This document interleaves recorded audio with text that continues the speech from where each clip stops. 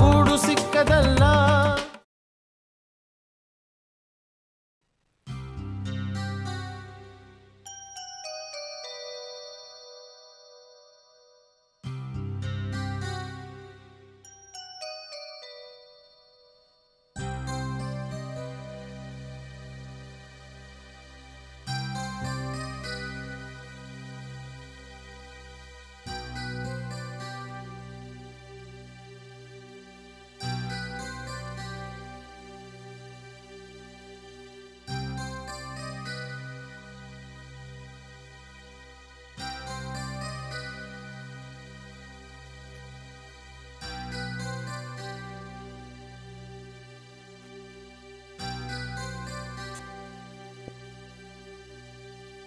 ಯಾರು ನೀವು? ಯಾರು ಬೇಕಾಗಿತ್ತು? ಪ್ರಣಾಮಗಳು ಮಹಾತಾಯಿ. ಹೆದರಬೇಡಿ ತಾಯಿ, ನನ್ನ ಹೆಸರು ಪರಮೇಶ್ವರ್ ಪಾಠಂಕರ್ ಅಂತ. ಪ್ರಿಯದರ್ಶಿನಿಯವರು ಇದ್ದಾರೆಯೇ? ಇದ್ದಾರೆ. ಒಂದು ನಿಮಿಷ ಅಲ್ಲೇ ಇರಿ. ಆಯಿತು ತಾಯಿ.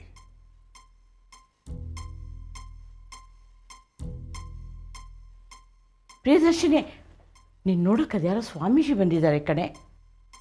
ಸ್ವಾಮೀಜಿನ? ಯಾರಜ್ಜಿ? ಯಾರೂ ಗೊತ್ತಿಲ್ಲ ಕಣೆ. ಹೆಸರೇನಾದರೂ ಹೇಳಿದ್ರಾ? ಹೆಸರು ಅದೆಂಥದೋ ಪಾಠಣ್ಕರ್ ಅಂತಂದರು. ಪರಮೇಶ್ವರ ಪಾಠಂಕರ್ ಅಂದ್ರ? ಹಾಂ ಹಾಂ ಹಾಂ, ಅದೇ ಅದೇ. ಅಜ್ಜಿ, ಅವ್ರು ನಮ್ಮ ಯಜಮಾನ್ರ ಗಣ್ಣ, ನನಗೆ ಭಾವನವ್ರಾಗಬೇಕು. ಮತ್ತೆ ಯಾಕೆ ಅವರು ಸನ್ಯಾಸಿಗಳ ಥರ ಬಟ್ಟೆ ಹಾಕ್ಕೊಂಡಿದ್ದಾರೆ? ಅಯ್ಯೋ, ನಂಗೆ ಗೊತ್ತೇ ಆಗಲಿಲ್ಲ ಕಣೆ. ನಾನು ಅವ್ರನ್ನ ಸನ್ಯಾಸಿಗಳು ಅಂತಲೇ ಅಂದ್ಕೊಂಡ್ಬಿಟ್ಟೆ. ಅಲ್ಲೇ ನಿಲ್ಲಿ ಅಂತ ಹೇಳಿ ಬಂದಿದ್ದೀನಿ. ಪರವಾಗಿಲ್ಲ ಬಿಡಿ ಅಜ್ಜಿ, ನಾನು ಅವ್ರನ್ನ ಮಾತಾಡಿಸ್ತೀನಿ.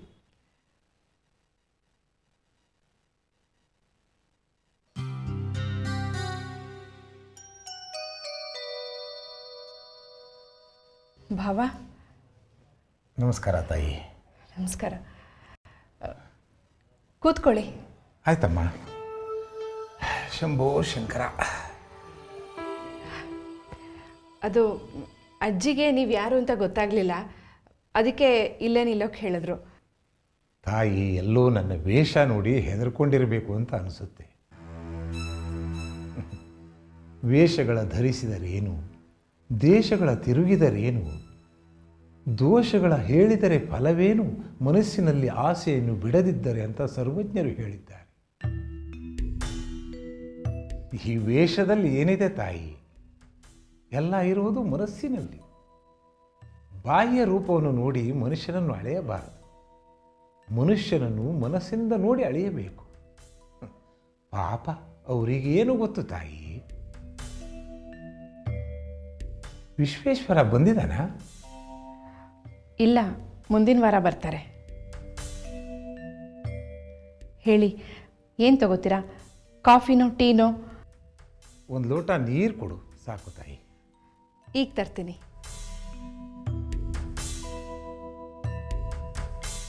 ಶಂಭೋ ಶಂಕರ.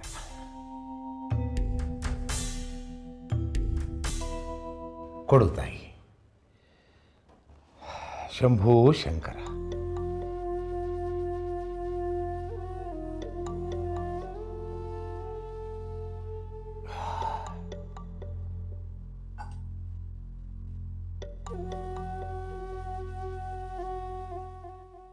ತಾವು ತಪ್ಪು ತಿಳ್ಕೊಳ್ಳಲ್ಲ ಅಂದರೆ ತಮ್ಮನ್ನೊಂದು ಮಾತು ಕೇಳ್ತೀನಿ. ತಾವು ಯಾಕೆ ಜೈಲಿಗೆ ಹೋಗಿದ್ದು? ನಿನಗೇನು ಅನಿಸುತ್ತೆ ನಾನು ಯಾಕೆ ಜೈಲಿಗೆ ಹೋದೆ ಅಂತ? ಚೀಟಿ ವ್ಯವಹಾರದಲ್ಲಿ ಜನರಿಗೆ ಮೋಸ ಮಾಡಿ ನೀವು ಜೈಲಿಗೆ ಹೋದ್ರಿ ಅಂತ ಕೇಳಿದೆ. ಶಂಭೋ ಶಂಕರ. ನೋಡಿ ಎಂಥ ತಪ್ಪು ತಿಳುವಳಿಕೆಗಳಾಗ್ತವೆ ಅಂತ. ನಿನ್ನ ಮುಖ ನೋಡಿದರೆ ನೀನು ಸತ್ಯನ ನಂಬುತ್ತೀಯಾ ಅಂತ ಅಂದ್ಕೊಂಡಿದ್ದೀನಿ. ಅದು ಏನಾಯಿತು ಅಂತ ಸ್ಪಷ್ಟವಾಗಿ ಹೇಳ್ತೀನಿ ಕೇಳು. ಭವಾನಿಗೆ ದೂರದ ತಂಗಿ ಒಬ್ಳಿದ್ಲು, ಚಂಪಾ ಅಂತ. ಅವಳು ಯಾವುದೋ ಆಸ್ತಿ ವ್ಯವಹಾರದಲ್ಲಿ ಕಷ್ಟಕ್ಕೆ ಸಿಕ್ಕಾಕೊಂಡಿದ್ದಾಳೆ, ಹೋಗಿ ಸಹಾಯ ಮಾಡಿ ಅಂತ ಭವಾನಿನೇ ಹೇಳಿದ್ಲು. ಅದರಂತೆ ನಾನು ಹೋದೆ, ಸಹಾಯನೂ ಮಾಡಿದೆ. ಒಂಟಿ ಹೆಣ್ಣು ಈ ಸಮಾಜದಲ್ಲಿ ಬದುಕೋದು ಅಂದರೆ ಕಷ್ಟ ಆಗುತ್ತೆ, ಅವಳನ್ನ ಮದುವೆ ಆಗಿ ಅಂತಲೂ ಹೇಳಿದ್ಲು. ಮದುವೆನೂ ಆದೆ. ಈಗ ಇವರೆಲ್ಲ ತಪ್ಪು ತಿಳ್ಕೊಂಡ್ಬಿಟ್ಟಿದ್ದಾರೆ. ಭವಾನಿನೇ ಹೇಳಿಬಿಟ್ಟು ಈಗ ಅವಳೇ ಕೋಪಿಸ್ಕೊಂಡ್ಬಿಟ್ಟಿದ್ದಾಳೆ. ಚಂಪಾ ಚೀಟಿ ವ್ಯವಹಾರ ನಡೆಸ್ತಾ ಇದ್ಲು. ಆ ವ್ಯವಹಾರದಿಂದ ದುಡ್ಡು ಬರೋದಂತೂ ಖಂಡಿತ ಅಂತ ನನಗನ್ನಿಸ್ತು.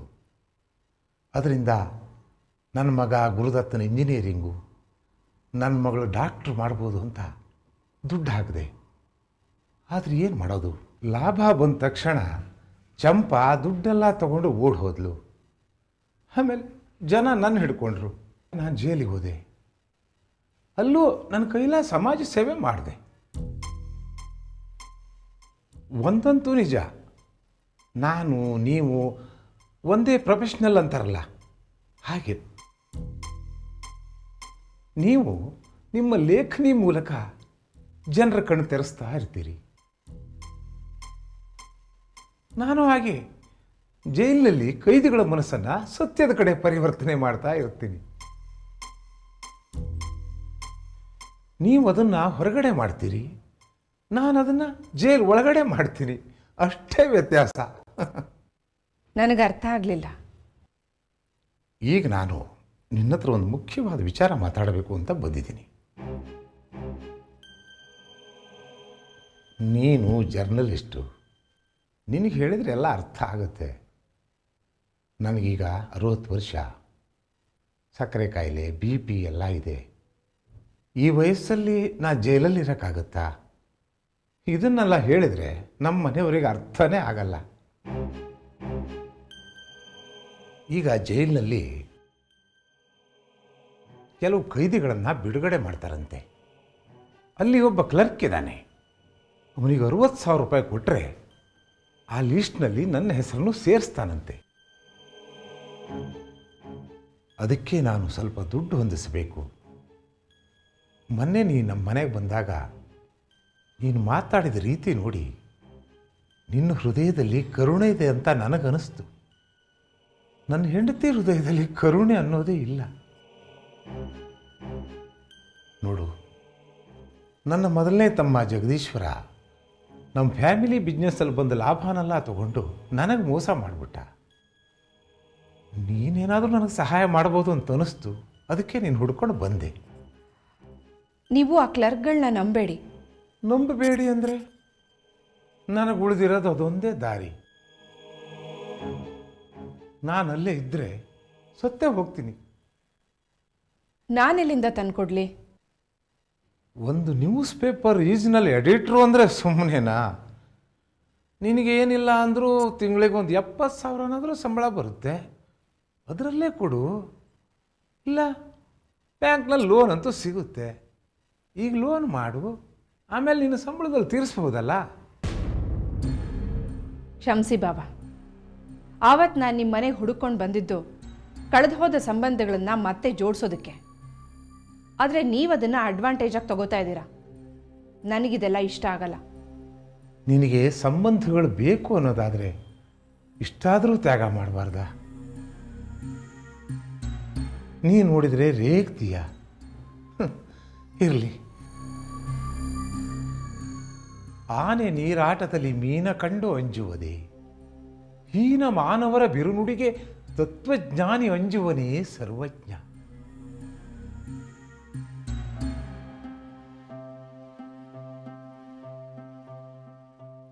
ಕೊನೆಯದಾಗಿ ಕೇಳ್ತೀನಿ, ನಿನ್ನ ಕೈಯಲ್ಲಿ ದುಡ್ಡು ಕೊಡೋಕ್ಕಾಗುತ್ತೋ ಇಲ್ವೋ? ಆಗಲ್ಲ. ಬರ್ತೀನಿ ತಾಯಿ.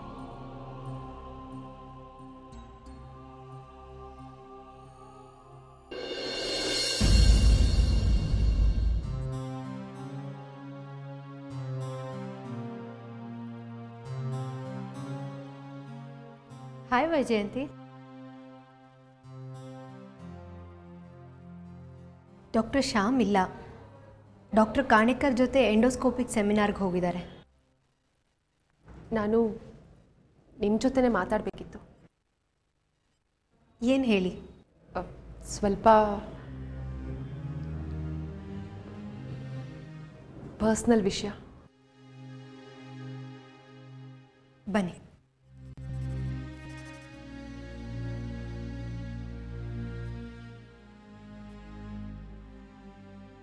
ಯಾರೂ ಬರಲ್ಲ ಇಲ್ಲಿ, ಹೇಳಿ. ಒಂದು ಸಣ್ಣ ಪ್ರಾಬ್ಲಮ್ ಆಗಿದೆ, ಅದಕ್ಕೆ ನಿಮ್ಮ ಹತ್ರ ಸಹಾಯ ಕೇಳೋಕೆ ಬಂದಿದ್ದೀನಿ. ಏನದು? ಇತ್ತೀಚೆಗೆ ಆಫೀಸ್ನಲ್ಲಿ ನನಗೆ ಜಾಸ್ತಿ ವರ್ಕ್ಲೋಡ್ ಆಗಿದೆ. ಒಂದು ಇಂಪಾರ್ಟೆಂಟ್ ಪ್ರಾಜೆಕ್ಟ್ನ ಅರ್ಜೆಂಟಾಗಿ ಸಬ್ಮಿಟ್ ಮಾಡಬೇಕು. ಹಾಗಾಗಿ ದಿನಕ್ಕೆ 12 ಅವರ್ಸ್ PC ಮುಂದೆನೇ ಕೂತಿರಬೇಕು. ಈ ಟೆನ್ಷನಿಂದ ನನಗೆ ರಾತ್ರಿ ನಿದ್ದೆನೇ ಮಾಡೋಕ್ಕಾಗ್ತಿಲ್ಲ. ಮನೇಲಿ ಡಾಕ್ಟ್ರ್ ಇದ್ದಾರಲ್ವಾ ನಿಮಗೆ? ಡಾಕ್ಟರ್ ಶ್ಯಾಮ್ನಂದನ್ ಅವ್ರಿಗೆ ಹೇಳ್ಬೋದಾಗಿತ್ತು. ಅವನ ಸ್ವಭಾವ ನಿಮಗೆ ಗೊತ್ತೇ ಇದೆಯಲ್ಲ. ನಿದ್ದೆ ಮಾತ್ರೆ ಕೊಡು ಅಂದರೆ ಸುಮ್ಮನೆ ಗಾಬರಿ ಆಗ್ತಾನೆ. ನನಗೇನೋ ದೊಡ್ಡ ತೊಂದರೆ ಆಗಿರಬೇಕು ಅಂತ ತಿಳ್ಕೊತಾನೆ. ಆಮೇಲೆ ಅಜ್ಜಿಗೂ ವೈದೇಹಿಗೂ ಗೊತ್ತಾದರೆ ವರಿ ಮಾಡ್ಕೋತಾರೆ ನನ್ನ ಬಗ್ಗೆ. ಅದಕ್ಕೆ ಇದನ್ನು ಮನೇಲಿ ಯಾರ ಹತ್ರನೂ ಹೇಳೋಕ್ಕೆ ಹೋಗಿಲ್ಲ ನಾನು. ನಾನೇನು ಡಾಕ್ಟ್ರಲ್ಲ, ಆದರೂ ನನಗೆ ತಿಳಿದಿರೋ ಸಜೆಷನ್ ಕೊಡ್ತೀನಿ. ನೀವು ಮನೆಗೆ ಬಂದಮೇಲೆ ಆಫೀಸ್ ಟೆನ್ಷನ್ನ ತಲೆಯಿಂದ ತೆಗೆದು ಹಾಕಿ ಆದಷ್ಟು ರಿಲ್ಯಾಕ್ಸ್ ಆಗಿರೋದಕ್ಕೆ ಪ್ರಯತ್ನ ಪಡಿ. ಆಮೇಲೆ ಮಲಗೋಕ್ಕಿಂತ ಮುಂಚೆ ಒಂದು ಲೋಟ ಬಿಸಿ ಹಾಲಲ್ಲಿ ಸ್ವಲ್ಪ ಜೇನುತುಪ್ಪ ಹಾಕ್ಕೊಂಡು ಕುಡಿದ್ರೆ ಒಳ್ಳೆ ನಿದ್ದೆ ಬರುತ್ತಂತೆ, ನಮ್ಮ ತಾಯಿ ಹೇಳ್ತಾರೆ. ಎಲ್ಲನೂ ಟ್ರೈ ಮಾಡಿ ನೋಡಿದ್ದೀನಿ. ಕಣ್ಣು ಮುಚ್ಚಿದ್ರೆ ಸಾಕು, ಕಂಪ್ಯೂಟರ್ ಸ್ಕ್ರೀನೇ ಎದುರಿಗೆ ಬಂದ ಹಾಗಾಗತ್ತೆ. ಜೊತೆಗೆ ಏನೇನೋ ಕೆಟ್ಟ ಕನಸುಗಳು ಬೇರೆ. ರಾತ್ರಿ ಎಲ್ಲ ಎದ್ದು ಕೂತೇ ಇರ್ತೀನಿ. ಇದರಿಂದ ನನ್ನ ಆಫೀಸ್ ಕೆಲಸ ಕೂಡ ಸಫರ್ ಆಗ್ತಿದೆ ಜಾಹ್ನವಿ. ಈಗ ನೀವೇ ನನಗೆ ಹೆಲ್ಪ್ ಮಾಡಬೇಕು.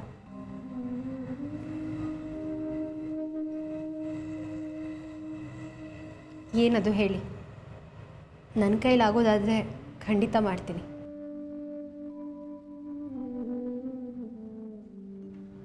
ನನಗೆ ನಿದ್ದೆ ಮಾತ್ರೆಗಳು ಬೇಕು. ಪ್ರಿಸ್ಕ್ರಿಪ್ಷನ್ ಕೊಡಿ, ಈಗಲೇ ಸ್ಟೋರ್ಸಿಂದ ತರಿಸ್ತೀನಿ.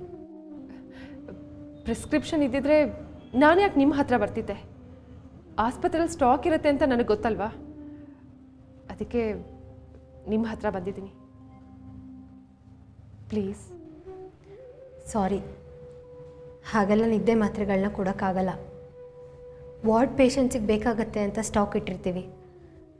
ಅದನ್ನು ಡಾಕ್ಟರ್ ಕಾಣಿಕರ್ ಅವರು ಚೆಕ್ ಮಾಡ್ತಾರೆ. ನಾನು ಪೇಷಂಟ್ ಆಗಿನೇ ನಿಮ್ಮ ಹತ್ರ ರಿಕ್ವೆಸ್ಟ್ ಮಾಡ್ಕೋತಿದ್ದೀನಿ ಜಾಹ್ನವಿ. ಆಗಲ್ಲ ಅಂತ ಹೇಳಬೇಡಿ ಪ್ಲೀಸ್. ನೀವು ಇಷ್ಟೊಂದು ಕೇಳ್ಕೊಳ್ತಿರುವಾಗ ನನಗೆ ರೆಫ್ಯೂಸ್ ಮಾಡೋಕ್ಕಾಗ್ತಾ ಇಲ್ಲ. ನಾನು ಒಂದು ಮಾತ್ರೆ ಕೊಡ್ತೀನಿ, ಇವತ್ತು ರಾತ್ರಿ ತೊಗೊಂಡು ಆರಾಮಾಗಿ ನಿದ್ದೆ ಮಾಡಿ. ಒಂದು ದಿನದ ಸಮಸ್ಯೆ ಅಲ್ಲ ಜಾಹ್ನವಿ ಇದು. ಪ್ರಾಜೆಕ್ಟ್ ಕೆಲಸ ತಿಂಗಳು ಪೂರ್ತಿ ಇರುತ್ತೆ. ಪ್ರತಿದಿನ ಬಂದು ಒಂದೊಂದೇ ಮಾತ್ರೆ ತೊಗೊಂಡು ಹೋಗೋಕ್ಕಾಗತ್ತಾ? ಅದಕ್ಕೆ 30 ಮಾತ್ರೆಗಳನ್ನ ಒಟ್ಟಿಗೆ ಕೊಟ್ಟರೆ. 30 ಮಾತ್ರೆಗಳ? ಇಲ್ದಿದ್ರೆ ಈ ಟೆನ್ಷನಿಂದ ನನಗೆ ಹುಚ್ಚೆ ಹಿಡಿದುಬಿಡುತ್ತೆ. ಎಲ್ಲಿ ನಾನು ಕೆಲಸ ಕಳ್ಕೋತೀನೋ ಅನ್ನೋ ಭಯ ಆಗ್ತಿದೆ ಜಾಹ್ನವಿ. ಪ್ಲೀಸ್ ನನ್ನ ಪರಿಸ್ಥಿತಿನ ಅರ್ಥ ಮಾಡ್ಕೊಳ್ಳಿ. ನನ್ನ ಸಮಸ್ಯೆಗೆ ಪರಿಹಾರ ಸಿಗೋದು ಈಗ ನಿಮ್ಮ ಕೈಲಿದೆ. ನಿಮ್ಮನ್ನೇ ನಂಬ್ಕೊಂಡು ಬಂದಿದ್ದೀನಿ. ನೀವು ನನ್ನ ತೀರಾ ಸಂದಿಗ್ಧದಲ್ಲಿ ಸಿಕ್ಕಾಕಿಸ್ತಾ ಇದ್ದೀರಿ. ಇಲ್ಲ ಅಂತ ಹೇಳೋಕ್ಕಾಗ್ತಿಲ್ಲ, ಆದರೆ ಪ್ಲೀಸ್ ಸಹಾಯ ಮಾಡ್ತೀನಿ ಅಂತ ಒಪ್ಕೊಂಡಿದ್ದೀರಾ. ನೀವು ಸಹಾಯ ಮಾಡಲೇಬೇಕು. ಡಾಕ್ಟರ್ ಶ್ಯಾಮ್ನಂದನ್ ಬೈದ್ರೆ? ಇಲ್ಲ, ಅವ್ರಿಗೆ ಗೊತ್ತಾಗತ್ತೆ. ನೀವು ಕೊಟ್ಟಿದ್ದೀರಿ ಅಂತ ನಾನು ಯಾರಿಗೂ ಹೇಳಲ್ಲ. ಸರಿ, ಆದರೆ ಒಂದು ಕಂಡೀಷನ್. ಏನದು? ನೀವು ಪ್ರತಿದಿನ ಒಂದೇ ಮಾತ್ರೆನ ತಗೋಬೇಕು. ಅದ್ರ ಬಗ್ಗೆ ನೀವೇನು ಯೋಚನೆ ಮಾಡಬೇಡಿ. ನನ್ನನ್ನು ಕಾಡ್ತಿರೋ ಸಮಸ್ಯೆಯಿಂದ ಬಿಡುಗಡೆ ಸಿಗೋದು ನನಗೆ ಮುಖ್ಯ. ಅದರಿಂದ ನಿಮ್ಗೆ ಯಾವ ತೊಂದರೆನೂ ಆಗಲ್ಲ.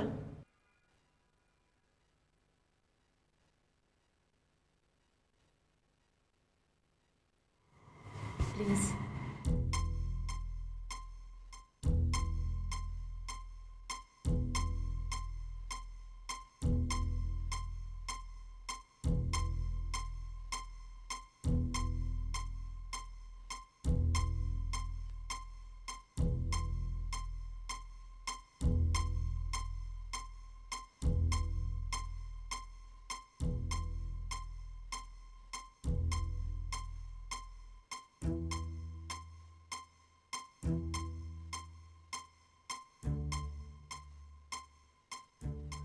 ನೀವು ನನಗೆ ಗೊತ್ತಿರೋರು, ಶ್ಯಾಮ್ ನಂದನ್ ಅವ್ರ ಅಕ್ಕ ಅಂತ ನಾನು ಈ ಮಾತ್ರೆಗಳನ್ನ ಕೊಡ್ತಾಯಿದ್ದೀನಿ. ಇದನ್ನು ಅಭ್ಯಾಸ ಮಾಡ್ಕೊಳ್ಳೋದು ಒಳ್ಳೆಯದಲ್ಲ. ದಯವಿಟ್ಟು ಹುಷಾರಾಗಿರಿ. Thank you very much. ನಿಮ್ಮ ಈ ಉಪಕಾರನ ನಾನು ಯಾವತ್ತೂ ಮರೆಯಲ್ಲ.